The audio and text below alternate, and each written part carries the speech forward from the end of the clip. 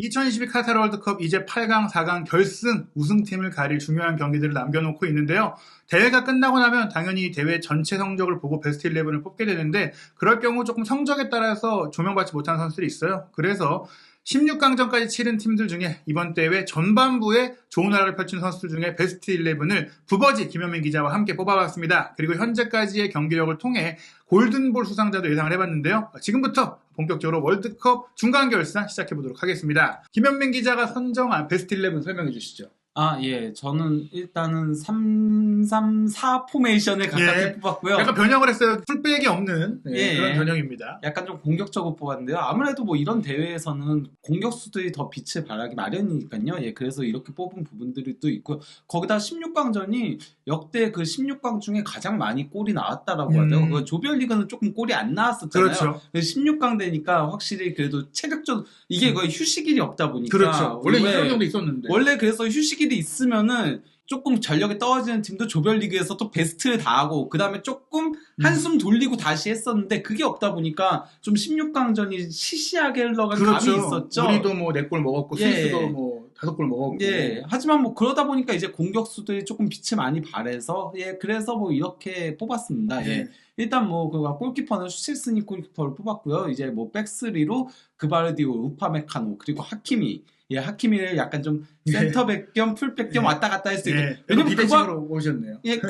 그바르디오도 풀백까지 선 선수거든요. 그렇죠. 그러다 보니까 이 선수들이 약간 좀 벌렸다가 좁혔다가 하는 역할들을 할 수 있게 했고요. 그리고 이제 쓰리미들로는 카세미르를 중심으로 해가지고 벨링엄하고 그리즈만을 뽑았고요. 어찌 보면 카세미르가 이 전술상으로는 이제 센터백을 볼 수 있는 그렇게 좀 내려가서 커버할 수 있는 역할이네요. 어쨌건 뭐 그리즈만이 이번 월드컵에서는 미드필더로 변신에 성공했으니까 이렇게 뽑은 데다가 좌우 윙에 이제 은바페하고 브루노 페르난데스 그리고 이제 투톱에 케인하고 메시를 뽑았습니다. 이 노란색으로 표시된 게 저랑 다르게 뽑은 선수 명단인데요. 뭐 이견이 없을 것 같습니다. 뭐 특히 메시 선수는 뭐 이름값을 하고 있고, 그렇죠. 케인 선수도 뭐 골은 많이 없지만 경기 영향력이 높은데요. 저는 근데 그러니까 케인 선수한테 조금 고민을 했었어요. 그러니까 전형적으로 가려면은 뭐 4-3-3 이런 것들이 이제 아니면 4-2-3-1이 가장 이제 포백은 보통 맞추니까 맞추니까 그러면은 저는 테오를 넣을까도 상당히 고민을 했었거든요. 그러면서 케인이 어쨌건 공격수인데 한 골이니까 그러면 케인 빼고 테오를 넣을까도 고민을 했었는데 근데 뭐 테오는 저는 물론 전체적으로는 좋은 활약을 펼쳤고 또 리카가 부상을 당했을 때 급작스럽게 나와가지고 좋은 활약을 펼쳐가지고 테오도 뽑힐만은 했다라고 보지만은 케인의 영향력을 빼기가 조금 힘들었어가지고 그래서 이제 케인을 넣었습니다.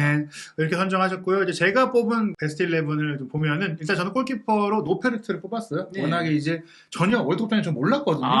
근데 이 선수가 무명에 가까웠죠. 프로 경력 자체도 20경기 조금 넘는 정도거든요. 근데 파날 감독이 정말 승부수를 노렸고 이 선수가 경기 내내 선방을 하면서 네덜란드의 8강 진출에 크게 기여했다고 생각을 하고 뭐 동일한 선수들은 뭐 설명드릴 필요가 없을 것 같아요. 포백은 저는 기본대로 하키미, 페페, 그바르디올, 블린트를 뽑았는데 페페 같은 경우에는 저도 이제 그 포르투갈의 경기를 보면서 특히 우리와의 경기에서 좋은 그 조율 능력과 패스 능력 보여줬고 그 이후 특히 스위스와의 16강에서는 결정적인 골까지 넣으면서 어떻게 보면 호날두에게 기대했던 그 리더로서의 모습을 페페가 보여준 게 아니냐. 또 해결사 클러치 능력도 보여줬다.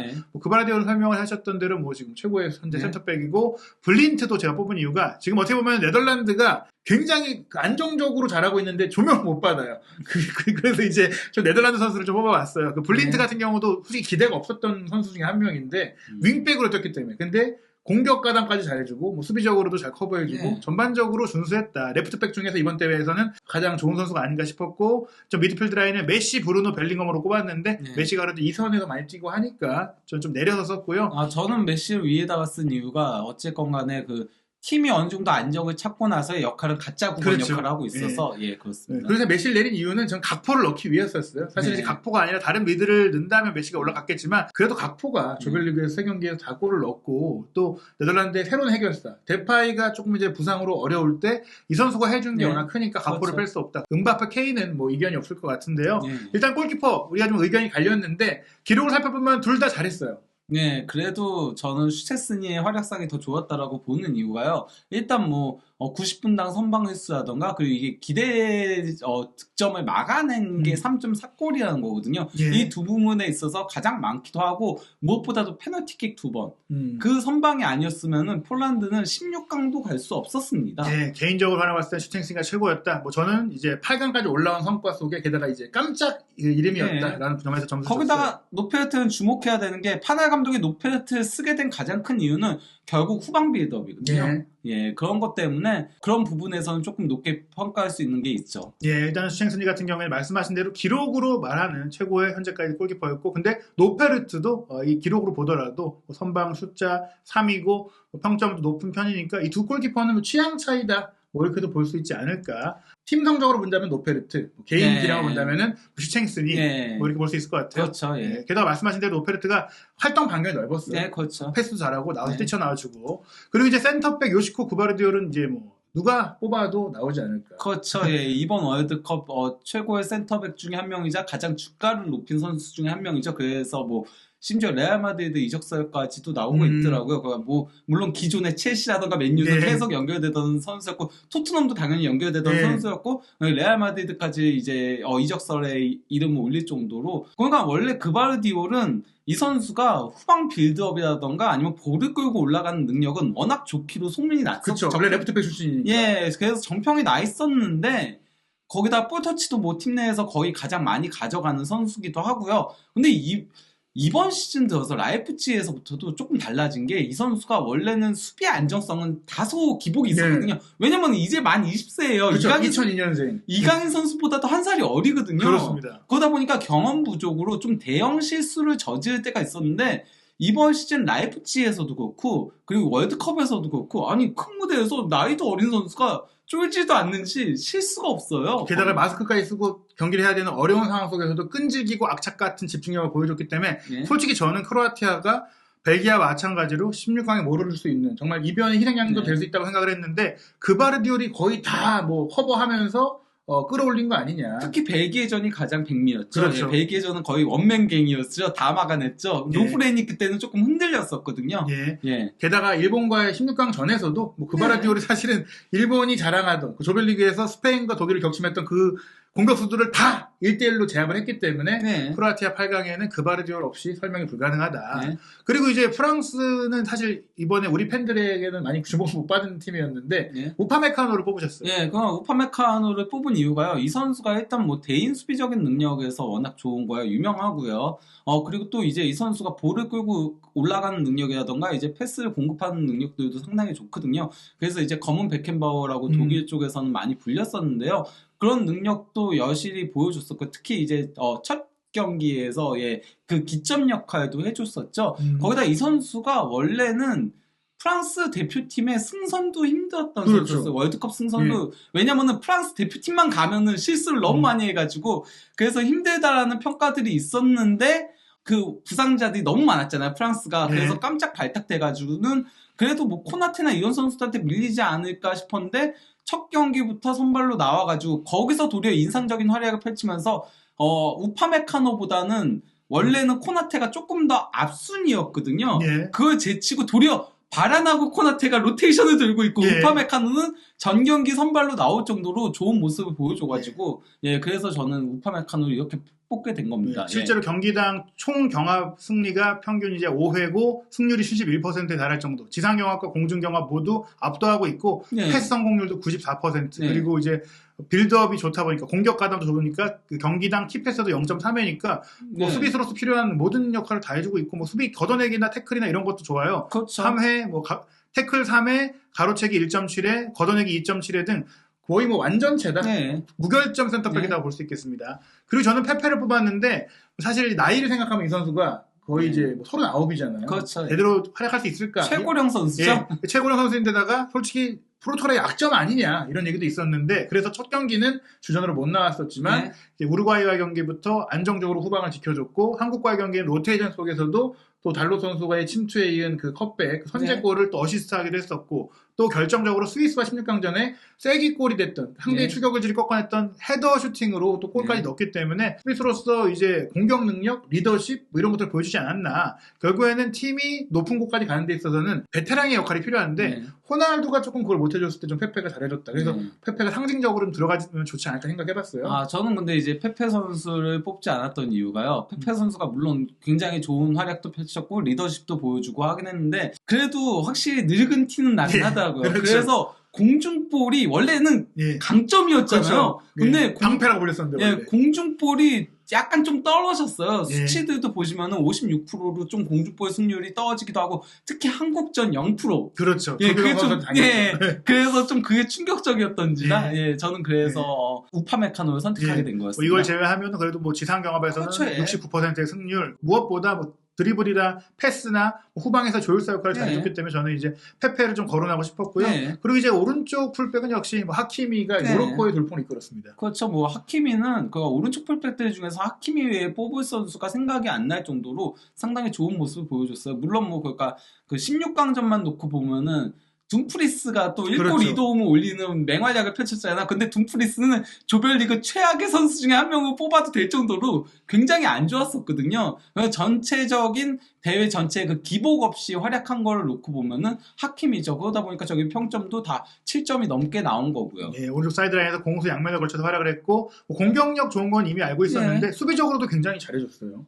그러니까 저는 그래서 이 선수 오른쪽 스토퍼로 뽑은 이유가 원래는 이 선수가 공격력만 조금 빛을 발하고 수비력은 안 좋다 이런 얘기가 있었는데 작정하고 모로코가 내리니까 그러니까 태클 능력이라든가 이런 것들 충분히 보여주더라고. 그러다 보니까 뭐 태클 경기당 태클 성공 횟수가 4.3회로 굉장히 높죠. 그렇죠. 그래도 두 번의 무실점 경기도 했고 뭐 가로채기도 1.5회 여러 가지로 수비수로서의 능력까지 보여줬으니까 공격형 윙백만이 아니다. 나는 오른쪽을 지배할 수 있는 선수라는 걸 보여줬어. 거기다가 모로코가 경기당 패스 횟수라던가 아니면은 그 점유율 같은 것들이 하위권이거든요. 그럼에도 볼 터치율 68.5회로 가장 팀 내에서 많이 가져가줬어요. 하키미가. 그러다 보니까 모로코가 굉장히 제한적인 공격 횟수에서도 하키미와 지에시의 이 오른쪽 라인으로 그나마 공격을 풀어나갈 수 있었다라고 할 수 있죠. 그걸로 이제 카운터를 쳤다라고 할 수 있는 겁니다. 그 모로코는 이름값 있는 스타들이 제 몫을 잘해줬고 그 중심에 하키미가 있었고 무엇보다 스페인과 승부차기에서 마지막 파넨카까지 성공시키면서 게다가 이제 마드리드에서 태어났거든요. 그래서 어떻게 보면 히스토리를 만들었다. 하키미를 빼고 모로코를 얘기할 수 없다. 얘기할 수 있겠고요. 그리고 이제 레프트백을 안 뽑으셨는데 저는 이제 달레이 블린트를 뽑았습니다. 레프트백 중에 사실 이번 대회 그렇게 아주 인상적인 선수가 많진 않았는데 블린트 선수가 그래도 기대치가 그렇게 높진 않았는데 그 파날 감독이 3백의 윙백을 활용한 축구에서 공격까지도 잘해줬고 수비도 안정적으로 커버해줬고 또 본인이 골까지 넣었기 때문에 물론 이제 에콰도르와의 경기 조금 고전을 했지만 특히 미국과의 16강전에서 뭐 완벽에 가까운 측면 플레이를 보여주면서 이제 8강 진출의 공신으로 활약을 했다. 저는 뭐 그러니까 블린트 선수가 그 파날 감독의 전술에선 굉장히 핵심적인 역할을 하는 선수라고는 생각을 했었거든요. 근데 이 선수가 이번 시즌 들어서 그 지난 시즌 후반부부터 조금 내려오는 모습들이 보이긴 했었죠. 근데 이번 월드컵에서는 나 아직 건재하다는 걸 보여줬다고 할 수 있는 거죠. 실제로 한 골을 넣기도 했지만 경기당 슈팅이 1.3회가 나올 정도로 굉장히 많이 올라가서 공격을 또 펼쳐주고 또 빌드업 플레이에 있어서도 상대 지역에서 안정적인 패스를 해주고 있는 데다가 빅찬스도 하나 만들었었고 또 키패스도 경기당 0.5회니까 굉장히 공격적으로 잘해주고 있고 도움까지 하나를 올렸어요. 여기에다가 수비적으로도 네덜란드가 두 번의 클린시트를 기록했는데 태클도 경기당 2.8회를 하고 있으니까 측면에서 자신이 할 일은 다 하고 있다. 그러니까 네덜란드 자체가 원래는 그 현재 전형보다는 더 공격적인 전형을 가져가려고 했었거든요. 근데 데파이가 부상도 있었고 뭐 그리고 또 이제 초반에 경기력이 그렇게 좋지 못하는 뭐 예를 들면 원래는 중앙 및 그 대용의 중원 파트너가 코프메이너스가 악점이 돼 있었거든요. 아탈란타에서 상당히 많은 골을 넣는 선수였는데 이 선수가 또 제대로 못 해주면서 그러면서 데룬이 들어오고 또 이제 공격형 미드필더에 클라센이 들어오면서 조금 공격력이 중앙에서 좀 만들어지지 않는 문제가 있었는데 그걸 이제 해소한 게 윙백 축구였던 거였죠. 그러면서 뭐 더리그트도 빠지고 팀머가 들어오면서 아약스 선수들이 중용을 되는 네. 과정 속에 뭐 블린트도 잘해줬습니다. 미드필더로 넘어가 보면 이제 잉글랜드의 주드 벨링엄은 지금 세계 네. 최고의 미드필더로 각광받고 있어요. 지금 될 선수다. 네, 가장 이적 시장에서 인기가 많은 예. 선수죠. 예, 뭐 모든 빅 클럽들이 다 영입하고 싶어하는 선수로 등극을 했는데요. 네. 이 선수가 예, 일단 뭐 저기 히트맵을 보시면 아시겠지만은 정말 그라운드 전역을 다 누빕니다. 예, 거의 뭐 이제 전성기 박지성 선수만큼 누비면서도 예. 힘과 뭐 속도와 기술과 득점력 모든 걸 다 보여주고 있습니다. 네, 원래 벨링엄은 그동안은 그 도르트문트에서는 상당히 공격적인 역할을 맡았었고요. 예. 잉글랜드 대표팀에서는 조금 더 이제 그 수비에 집중하는 모습이 있었거든요. 근데 네. 이번 월드컵 와서는 양쪽의 능력들을 다 보여주고 있어요. 그러면서 한 단계 더 성장한 모습을 보여주고 있는데요. 그러다 보니까 뭐 이 선수가 벌써 한 골 1도움을 기록을 하고 있기도 하고요. 그리고 또 무엇보다도 이 선수가 볼을 끌고 올라가는 능력들 이런 것들 이제 도르트문트에서 상당히 강점으로 자리매김했었거든요. 볼을 끌고 올라가고 또 이제 득점을 하고 이런 것들이 강점이 있었는데 근데 이번 그 잉글랜드 대표팀 와가지고 제가 놀란 거는요. 원래 도르트문트에서 이렇게 패스 성공률이 높지 않았었거든요. 약간 좀 패스는 계속 기복이 좀 있고 했었는데 패스 성공률이 매 경기 90%가 넘어요. 예, 전체로 보니까 93%고 상대 지역에서도 87%. 네, 와. 심지어 그 막 첫 경기에서는 전반전엔 100%를 그러니까요. 지키도 했었거든요. 그러면서 이렇게 안정적으로 볼 배급할 수 있는 선수였다라고 하면서 조금 놀라는 모습들을 보여주고 놀래키고 있는 거죠. 예, 게다가 말씀하신 대로 경기당 드리블 성공도 1.5개고 또 50%고 경합 승률도 이제 58%, 지상 경합은 61%니까 공을 따내고 돌파하고 탈압박하고 패스하고 여기에 태클도 경기당 2.8회니까 네. 수비도 해주고 있다. 그러니까 이번 대회 최고의 미드필더는 벨링엄이라고 해도 네. 과연이 아니다라고 볼 수 있겠고요. 그리고 또 한 명 우리와의 경기에 나오지 않아 참 다행이었다. 네. 브루노 페르난데스도 뺄 수 없죠. 네. 새로운 포르투갈의 에이스죠. 호날두의 뒤를 잇는. 일단 뭐 이 선수가 2골 3도움을 올리고 있거든요. 2골 예. 3도움이 그래서 공격 포인트가 5개잖아요. 이게 예. 포르투갈 선수는 월드컵 본선에서 3명밖에 없는 거라고 하더라고요. 근데 두 번이 다 그 포르투갈 최전성기라고 할 수 있는 1966년 예. 에우제비우 세대 때였던 거였거든요. 네, 근데 이제 그때의 기록에 버금가는 그러니까 호날두도 월드컵 단일 시즌에는 이 정도의 활약을 펼쳐본 적이 없다라는 거거든요. 예, 그 기록을 살펴보면 이제 빅 찬스를 4개나 만들었기 때문에 사실은 어시스트도 더 했어야 된다. 네. 경기당 키패스를 2개씩 하고 있다. 네. 그리고 그러면서도 상대 지역에서의 패스 성공률이 79%, 전체 88%니까 또 안정적으로 패스를 연결하고 있다. 이게 놀라운 거예요. 예. 부패하면 항상 하던 얘기가 이 선수는 도전적인 패스를 그렇죠. 하는 대신에 성공률은 상당히 떨어지는 그걸 조금 단점으로 지적이 됐었거든요. 그러니까 뭐 케빈 데브라이너라든가 뭐 이런 경쟁자들과 비교했을 때 패스의 위협도는 상당히 강하지만은 안정성이 떨어진다는 지적이 있었던 선수였는데 이번 월드컵에서는 패스 성공률까지 높게 나오고 있다는 거. 도리어 데브라이너 같은 선수들도 저 정도 안 나와요. 네. 공격형 미드필더만은 80% 초반이나 높아봤자 중반까지 나오는데 후반까지 나오고 있다는 거 이건 굉장히 놀라운 수치거든요. 예. 그것도 찔러주는 패스를 하는 선수가. 결국에 이제 벨링엄이 최고의 박투박이라면 최고의 풀맨은 브루노다. 이번 네. 대회에서 볼 수 있고 그리고 역시 최고의 수비형 미드필더는 뭐 이론의 여지 없는 카세미루. 네, 뭐 그 카세미루야 뭐 워낙 유명하죠. 뭐 예, 이 선수가 거기다가 그건 확실히 브라질 대표팀에서는 그 레알 마드리드에서 뛸 때보다는 조금 공격적인 능력까지도 네. 보여주고 있거든요. 예. 그래서 항상 저는 브라질에서의 카세미루를 볼 때마다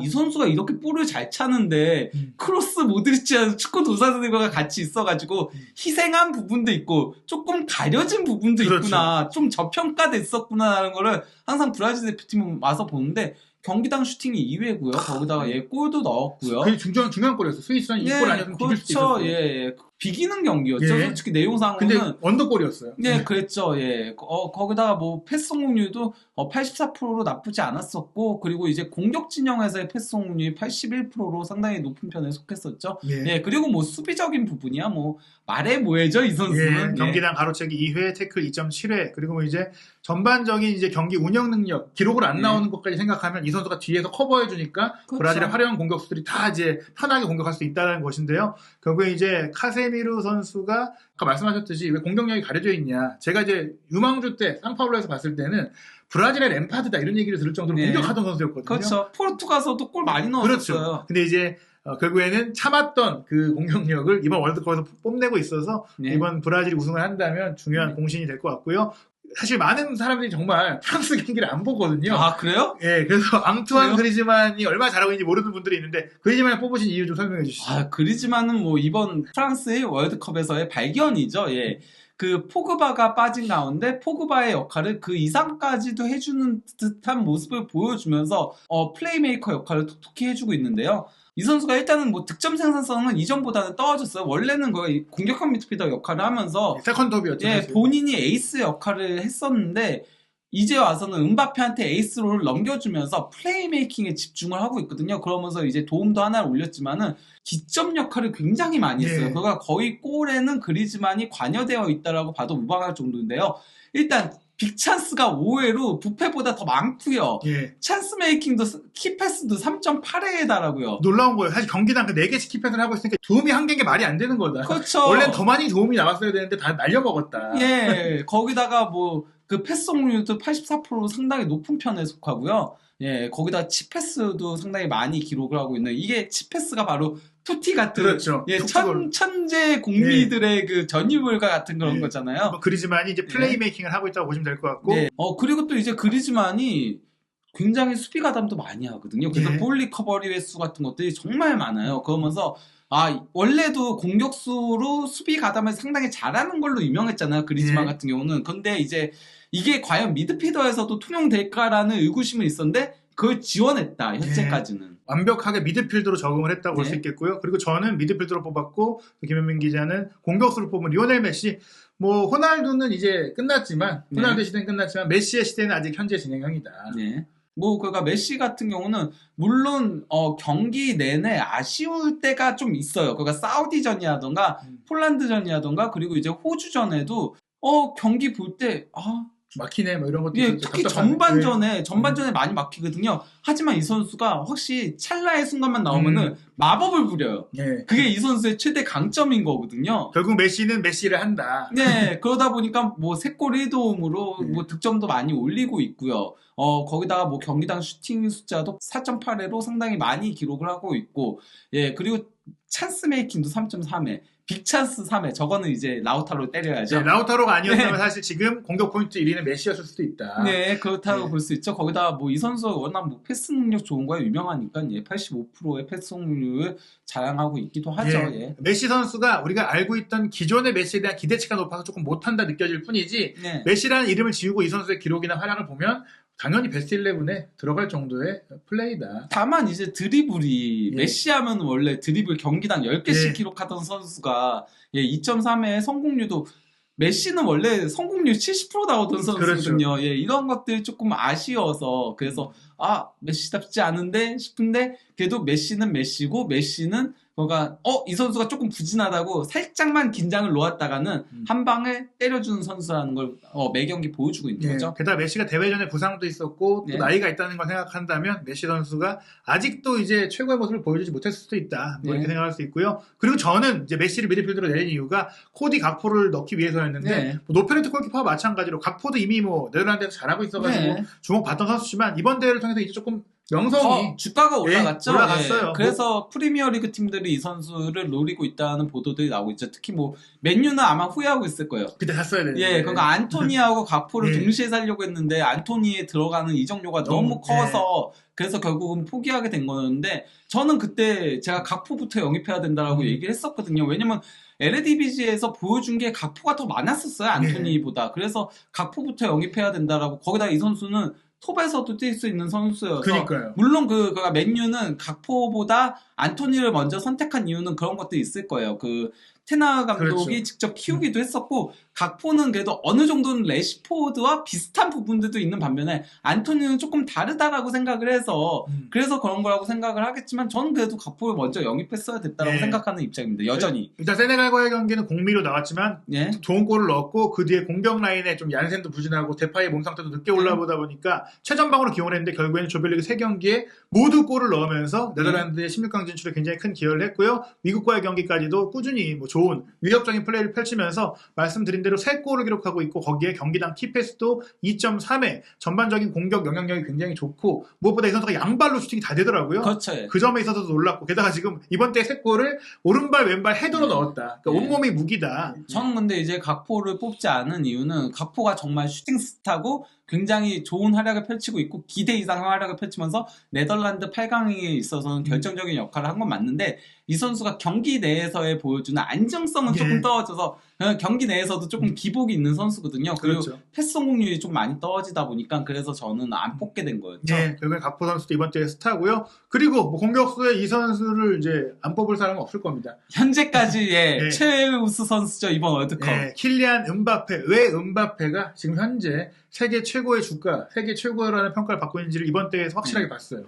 저 평점 7.1점도 교체 투입돼가지고 잠깐 그렇죠. 뛴 거예요. 네, 거의 이 경기는 안 나오려고 했는데. 그렇죠. 네. 안 내보내려고 했죠, 원래 계획은. 나와서 그런 거고, 뭐, 특히 폴란드전은, 네. 와, 저 16강전은 혼자서 그냥 뭐랄까, 그 골망을 찢어버리는. 저는 사실 음바페 하면 빠른 속도, 드리블, 뭐 득점력 다 알고 있었지만, 이렇게 대포할 수 있는 그냥 서서, 그러니까요. 그냥 네. 때려 넣는다고? 아니, 거기다가 저는 그러니까 폴란드전 보면서 정말 인상이 깊었었는데요. 이 선수가 예전에는 호날두 같은 선수라는 인상이 강했거든요. 본인의 네. 애초에 그 롤모델이었죠. 근데 메시처럼 플레이를 하네라는 생각이 들었어가지고 그러니까 뭐 이타적으로 패스 주기도 하고 찔러주기도 하고 이런 것들을 보면서 그리고 또 이제 두 명 사이 드리블로 가가지고 패스 주는 거 이런 것들을 보면서 와, 이 선수가 한층 더 성숙했구나 이런 것들을 봤는데요. 조별리그 때 음바페는 그냥 제가 알던 음바페였다면은 16강의 음바페는 조금 더 발전한 음바페를 봤습니다. 근데 일단 뭐 5골 2도움으로 7개 공격 포인트. 득점 1위에 공격 포인트 1위죠. 그리고 이거 도움왕도 노릴 수 있어요. 만약에 16강전처럼 하면은 저는 도움왕도 할 수 있다라고 생각을 하고 있어요. 뭐 득점왕도 뭐 거의 뭐 유력하다. 득점왕은 매우 유력한 상태인 거죠.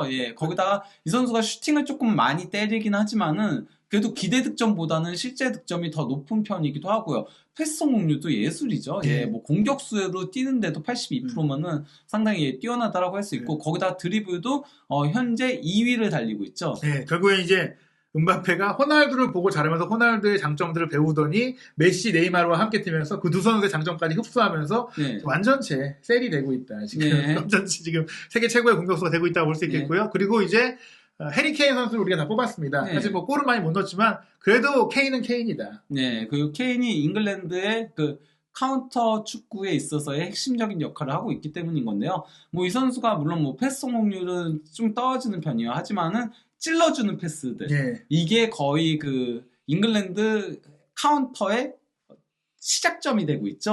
결국 이제 그 빠른 공격수들이 침투를 잘 하고 있을 때 또 케인 선수가 밑으로 빠져주면서 찔러주는 그 토트넘에서의 플레이가 잉글랜드 대표팀에서까지 적용이 되면서 케인이 플레이 메이커다.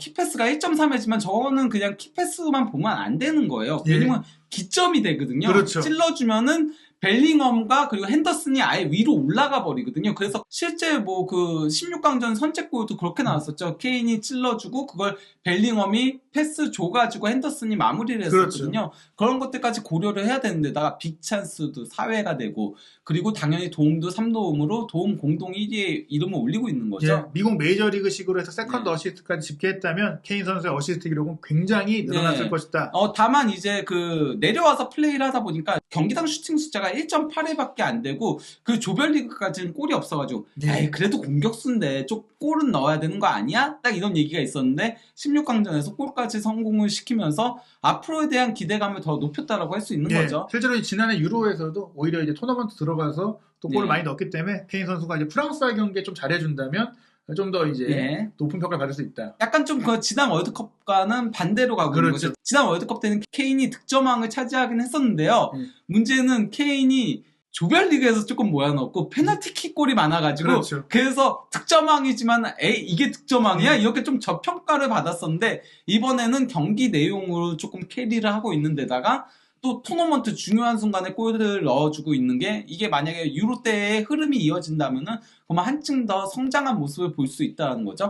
결국 이제 대회 베스트 11이 이제 들어가려면 최종 결산할 때는 8강전, 4강전 이 경기 결과 어떤 성적이 나느냐가 중요한데요. 그리고 골든볼도 마찬가지고요. 일단 오늘 열립니다. 12월 10일 토요일 0시에 크로아티아 대 브라질, 새벽 4시에 네덜란드 대 아르헨티나, 12월 11일 0시에 모로코 대 포르투갈, 새벽 4시에 잉글랜드 대 프랑스의 경기가 있는데요. 현재까지는 골든볼에 가장 가까운 선수 누구라고 생각하시나요? 저는 뭐 현재까지는 그래도 은바페라고 보고 있긴 하거든요. 근데 이제 골든볼을 받으려면은 최소 준결승은 가야 그렇죠. 돼요. 결승전까지 가야죠. 예, 그렇기 때문에 뭐 준결승은 네. 포르란도 받았으니까. 그러니까 준결승은 가야 되거든요. 준결승은 가야 되기 때문에 일단 8강 결과를 지켜봐야 한다. 다만 현재로서는 은바페가 가장 앞서 나가고 있고 아마도 또 그 뒤로는 메시 같은 선수들이 조금 유력하지 않을까 싶긴 합니다. 예, 그리고 브라질 같은 경우도 분명히 이제 크로아티아 이기고 만약에 4강 결승까지 가서 우승까지 한다면 그렇죠. 네이마르도 갑자기 뭐 그 이후의 활약을 통해서 올라갈 수 있죠. 다만 네이마르는 뽑기가 애매했던 게 조별리그 2경기를 그렇죠. 결장한 게 크기 때문에 그래서 현재까지 4경기 중 2경기밖에 안 뛰었거든요. 이 크로아티아 전부터가 브라질과 네이마르는 중요할 것 같은데요. 과연 어떤 선수가 또 남은 기간 동안 대단한 활약을 펼칠지 대회가 다 끝난 이후 다시 한번 진짜 베스트 11 선정으로 돌아오겠습니다.